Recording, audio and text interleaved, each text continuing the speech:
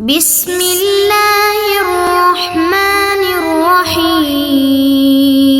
اعوذ باللہ من الشیطان الرجیم، بسم اللہ الرحمن الرحیم وبہ نستعین۔ الحمدللہ ہماری گفتگو لمحہ چہارم میں چل رہی ہے، اور لمحہ چہارم میں بھی ہم کتاب نکاح پڑھ رہے ہیں۔ کتاب نکاح میں ہماری گفتگو جو ہے وہ عقد کے بارے میں تھی۔ عقد میں ایجاب قبول کے حوالے سے گفتگو ہو چکی۔ آج یہ فرمانا چاہتے ہیں، کیا نکاح کے لیے شاہدوں کا ہونا ضروری ہے یا ضروری نہیں؟ ہمارے برادران اہل سنت کے ہاں تو میرے خیال میں ضروری ہے، جو میں نے سنا ہے، لیکن ہمارے شیعوں کے ہاں کہتے ہیں کہ شاہدوں کا ہونا لازمی نہیں ہے۔ اچھا چلیں، دوسرا جو عنوان ہے وہ عنوان یہ ہے کہ جب نکاح ہو رہا ہے، شرط ہے کہ اس میں بیوی اور شوہر کو معین کیا جائے۔ مثلا زید کی 5 لڑکیاں ہیں، پانچوں کی پانچوں کنواریاں ہیں، ٹھیک ہے۔ دولہا صاحب تو زید کا بھتیجا ہے۔ اب وہ اس سے کہتا ہے کہ میں نے تمہیں میری بیٹی میں سے کسی ایک کے ساتھ نکاح کرا دیا، تو یہ نکاح ٹھیک نہیں ہے، بلکہ معین ہوگا کہ میں نے آپ کا نکاح مثلا جو ہے کیا ہے وہ زینب سے کیا ہے، میں نے آپ کا نکاح جو ہے کیا ہے خالدہ سے کیا ہے یا کس سے کیا ہے۔ تو اب وہ مزید ہم چلتے ہیں عبارت۔ وَلَا يُشْتَرَطُ شاہدان، شرط نہیں ہے 2 شاہدوں کا ہونا، پھر نکاح دائم، نکاح دائمی میں مطلقہ۔ مطلقہ کا مطلب کیا ہے کہ جناب جو ہے کیا ہے، چاہے پنڈال میں ہو چاہے گھر میں ہو، یا مطلقہ کا مراد یہ ہے کہ چاہے وہ عورت آزاد ہو جس کے ساتھ نکاح کیا جا رہا ہے، چاہے وہ کنیز ہو۔ اچھا، ولی کا ہونا ضروری ہے نکاح میں۔ ولی کسے کہتے ہیں؟ لڑکی کا باپ یا لڑکی کا دادا، بھائی اور ماں ولی نہیں۔ ولل ولی فی نکاح رشیدہ، کہتے ہیں اگر لڑکی جو ہے وہ رشیدہ ہے، جو اپنے نفع اور نقصان کو سمجھتی ہے، جب وہ نکاح کرتی ہے تو اس میں ولی کا ہونا بھی ضروری نہیں۔ ولی کا ہونا ضروری نہیں بمعنی ولی کی اجازت ضروری نہیں ہے، ٹھیک ہے۔ جب اجازت ضروری نہیں، اگر ہو تو اس کی مہربانی ہے، اگر وہ نہیں آنا چاہتا ہے تو اس کا مسئلہ ہے۔ وَإِنْ كَانَ أَفْضَلُ، اگرچہ ولی کی اجازت لینا افضل ہے، علی الاشہر، قول مشہور کے مطابق، خلافاً لابن ابی عقیل، کہتے ہیں یہ جو ہم نے لا یشترطو والی بات کہی شاہدوں میں بھی اور ولی میں بھی، یہ جناب ابن ابی عقیل کے خلاف ہے۔ حیثو اشترطہما فی ہے، اس نے جو کیا ہے ان دونوں چیزوں کو شرط مانا ہے، یعنی شاہد بھی ہونے چاہیے ولی بھی ہونا چاہیے نکاح میں، استنادن الی روایت ضعیفت۔ بھائی ابن ابی عقیل صاحب آپ کے پاس دلیل کہتے ہیں ایک روایت ہے، لیکن وہ روایت کو شہید ثانی فرماتے ضعیف ہے۔ تصلح سندن للاستحباب، وہ استحباب کے لیے تو دلیل بن سکتی ہے، یعنی مستحب ہونے پر، لیکن لا لشرطیت، وہ آ کے شاہد کو اور ولی کو شرط بنا دے کہ ان کے بغیر نکاح ہی نہیں ہو سکتا، نہیں، شرط ثابت کرنے کی اس میں صلاحیت نہیں ہے۔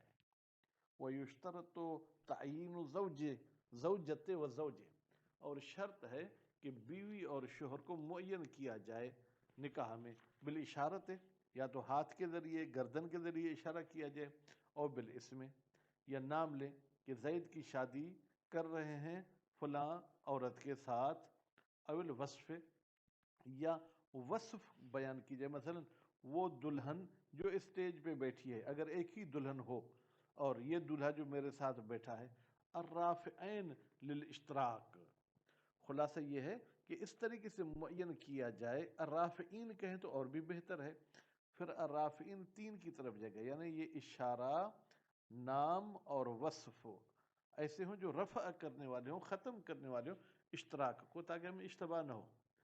فلو کان لہو بنات، لہو کی ضمیر باپ کی طرف پلٹا دیں، اگرچہ باپ کا لفظ نہیں آیا ولی کا لفظ ہے۔ اگر کسی ولی کی کسی باپ کی چند بیٹیاں ہوں، وزوجہ، اور اس باپ نے اس دولہے کے ساتھ شادی کی ہے، واحدتاً ایک کی، ولم یسمھا، اور اس کا نام نہیں لیا، فإن ابہم ولم یعین شیئا فی نفسہ بطل العقد، فإن ابہم، اگر ولی بات کو مبہم رکھتا ہے، غیر واضح کر کے رکھتا ہے، وہ لم یعین شیئن، اور پوچھتے ہیں بھائی کون سی بیٹی کریں، بھائی کسی ایک کا تو ہو گیا نا، بھائی کون سی ایک، وہ معین نہیں کرتا ہے، ٹھیک ہے، فی نفس ہی، حقیقت میں ہی، خود اس کے ہی دماغ میں نہیں ہے، تو بطل العقد، یہ عقد باطل ہو جائے گا۔ اب فی نفس ہی کہا، کبھی وہ مذاق کرتا ہے، اس کے ذہن میں تو ہے کہ فلاں لڑکی کی شادی ہے، لیکن لوگوں کو نہیں بتا رہا، تو اس میں عقد باطل نہیں ہوگا۔ لامتناع استحقاق الاستمتاع بغیر معین، اس لیے کہ ممتنع ہے، محال ہے شوہر کی لذت حاصل کرنا بغیر معین، ٹھیک ہے، معین شدہ لڑکی نہیں ہے تو وہ کس کے ساتھ لذت حاصل کرے گا؟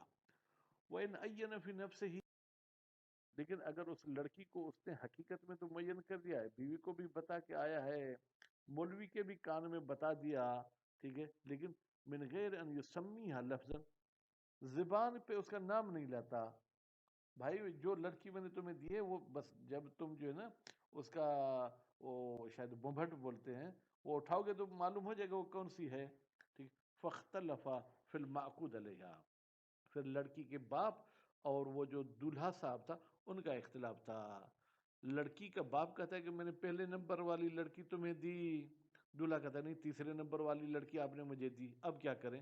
حلف الابو، تو باپ سے ہم قسم لیں گے کہ بھائی آپ نے کون سی جو ہے کیا ہے لڑکی اس کو دی ہے، اذا کان زوج رآہن، البتہ یہ سب اس صورت میں ہے جب اس شوہر نے ان سب لڑکیوں کو دیکھا ہو، وَإِلَّا، لیکن اگر ان کو دیکھا ہی نہیں تھا تو بطل العقد، یہ نکاح باطل ہو جائے گا۔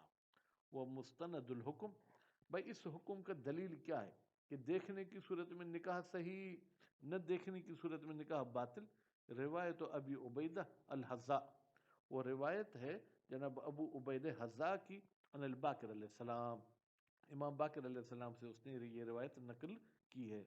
وفیہا، کہتے ہیں اور اس روایت میں، اللہ تقدیر قبول قول الاب، اگر ہم فرض کریں کہ باپ کی بات مانی جائے گی، ان علیہ فیما بینہ و بین اللہ تعالی، اس باپ پر لازمی ہے، فیما بینہ و بین اللہ، یہ خود کو اور اللہ کے درمیان کا یہ معاملہ رکھ کر کیا کرے، ان یدفع الی الزوج، وہ شوہر کو دے دے الجاریہ، وہ لڑکی، التی نوا، جس کی اس نے نیت کی تھی، ان یزوجہا، کہ اس لڑکی کی شادی کرے گا، ایاہو، اس لڑکے کے ساتھ، عند عقد نکاح، یعنی وہ اپنی نیت خود جانتا ہے، غلط بیانی نہیں کرے۔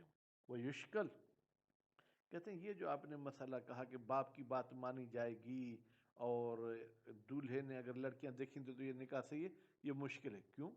بِأَنَّهُ إِذَا لَمْ يُسَمِّ لِلزَّوْجِ وَاحِدَةً مِّنْهُنَّ، بھائی لم یسمے کا نام لینا لے یا لم یعین، جب شوہر کے لیے ایک لڑکی معین نہیں کرتا ان لڑکیوں میں سے، فالعقد باطل، پھر تو یہ عقد باطل ہو جائے گا، سواء، چاہے اس لڑکے نے ان لڑکیوں کو دیکھا ہو چاہے اس نے نہ دیکھا ہو، لما تقدم، بھائی اس کی دلیل اوپر گزر چکی کہ غیر معین کے ساتھ استمتاع کیسے کیا جا سکتا ہے۔ وَإِنَّ رُؤْيَةَ الزَّوْجَةِ، اور بیوی کو دیکھنا، غیر شرط فی صحت نکاح، وہ تو نکاح کے صحیح ہونے میں شرط ہی نہیں ہے، نتیجے میں فلا مدخل للرؤیت، اس دیکھنے کے لیے کوئی دخالت نہیں ہے، فی صحت والبطلان، نکاح کے صحیح ہونے میں اور نکاح کے غلط ہونے میں۔ وَنَزَّلَهَا الْفَاضِلَانِ، اور اس حدیث کو فاضلان نے ایسے سمجھا ہے، ٹھیک ہے، اب فاضلان سے اب نام میرے ذہن سے نکل گئے، الا ان الزوج اذا کان قد رآہن، بتحقیق جب اس دولہے نے ان لڑکیوں کو دیکھا ہے تو اس کا مطلب کیا ہے، فقد رضی بما یعقد علیہ الاب منہن، گویا کہ راضی ہو گیا ہے کہ یہ باپ ان لڑکیوں میں سے جو بھی مجھے دے میں اس پہ راضی ہوں، ووکل الامر الیہ، اور اس دولہے نے یہ پوری بات حوالے کر دی ہے الیہ، باپ کی طرف، کہ جناب میں آپ کو اجازت دیتا ہوں جو بھی لڑکی مجھے دے دے، بس مجھے بیوی چاہیے، فکان کا وکیل ہی، پھر گویا کہ یہ باپ ایسے ہے جیسے کہ اس دولہے کا وکیل ہے، وقد نول ابو واحدۃ معینہ، اور باپ نے ایک معین لڑکی کی نیت بھی کی تھی، فصرف العقد الیہا، تو یہ عقد آٹومیٹک اس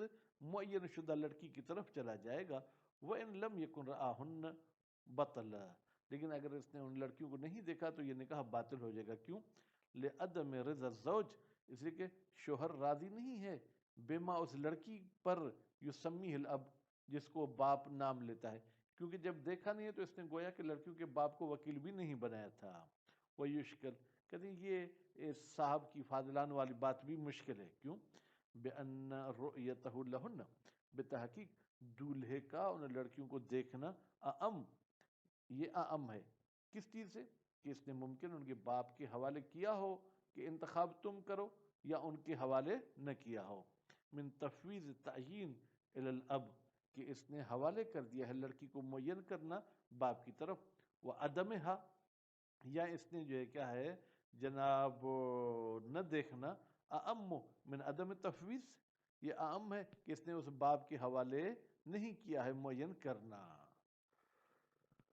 خوب، یا عدم حق کی ضمیر تفویض کی طرف بلے، ممکن ہے دیکھا ہو لیکن باپ کے حوالے یہ کام نہ کیا ہو. وہ روایت و مطلقۃ، اور یہ روایت تو مطلق، اس میں تفویض اور غیر تفویض کی بات نہیں کی گئی ہے. وہ رؤیت غیر شرط فی الصحت، اور دیکھنا بھی نکاح کے صحیح ہونے میں شرط نہیں ہے. فتخصیصها بما ذکر، تو پھر اس روایت کو مخصوص کرنا اس بات ہو چکی، والحکم به، اور اس کا حکم کرنا لا دلیل علیہ، اس پر کوئی دلیل نہیں ہے. یعنی روایت کو تخصیص کریں کہ بھائی اگر اس نے تفویض کیا ہے تو یہ معاملہ ایسے ہے، تفویض نہیں کیا تو یہ معاملہ ایسے، اس پر کوئی دلیل نہیں. فالعمل باطلاق روایہ، تو پھر یا تو آپ کو روایت کے اطلاق پر جو ہے کہ عمل کرنا پڑے گا، کما صنع جماعت، جیسے جمع نے کیا. روایت کا اطلاق کیا کہتے ہیں؟ اگر دیکھا ہے تو نکاح صحیح، یعنی تفویض کیا ہے یا نہیں اس کا کوئی فرق نہیں. اور ردھا، یا آپ روایت کو ٹھکرا دیں مطلقاً، دیکھنے کی صورت میں بھی ٹھکرا دیں، عدم دیکھنے کی صورت میں بھی ٹھکرا دیں. کیوں؟ نظراً الی مخالفت علی اصول المذہب، نظر کرتے ہوئے کہ یہ روایت اصول مذہب کے خلاف ہے. بھائی مذہب کے اصول یہ ہے کہ اس لڑکی اور لڑکے کو معین کیا جائے. کما صنع ابن ادریس، جیسے کہ ابن ادریس نے یہی کام کیا ہے.